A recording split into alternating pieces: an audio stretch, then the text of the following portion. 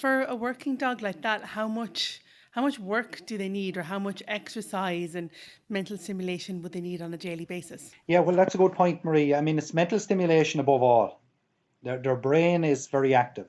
They're a very intelligent dog. Like, I mean, we'll say physical exercise, I mean, an hour a day, like physical exercise would be enough for them, but then they would need either to integrate that into their physical exercise, such as the likes of agility or obedience, or any of the scent work that we do. They above all, if they have mental stimulation, they become a far better adjusted dog. Whereas if they don't have mental stimulation, then you tend to get into problems with them at that point. Dogs like that, they need clear boundaries and guidelines of what is expected from them. They don't just automatically do anything. And then again, we would have people coming and they would be saying that, oh, he'll get better when he's older, will he? And I would say, well, I'd say, no, he probably won't. If you don't put time and training and offer the dog an outlet for his intelligence and mentally stimulate him, generally things won't get better. So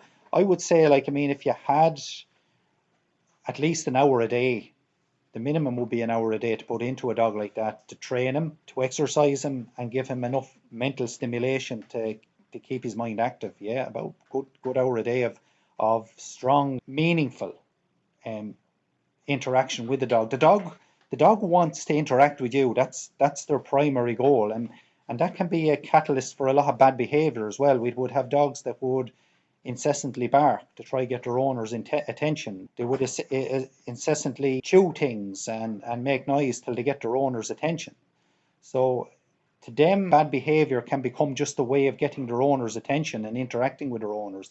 If you go down that route, you're heading down the negative route with the dogs. Whereas I believe you keep it positive. Everything, all your interactions with the dog are positive, they're structured, and you're giving the dog meaningful information about how you want them to behave during them reactions, rather than constantly saying no and correcting the dog. So to answer your question in a short way, at least an hour a day, Marie.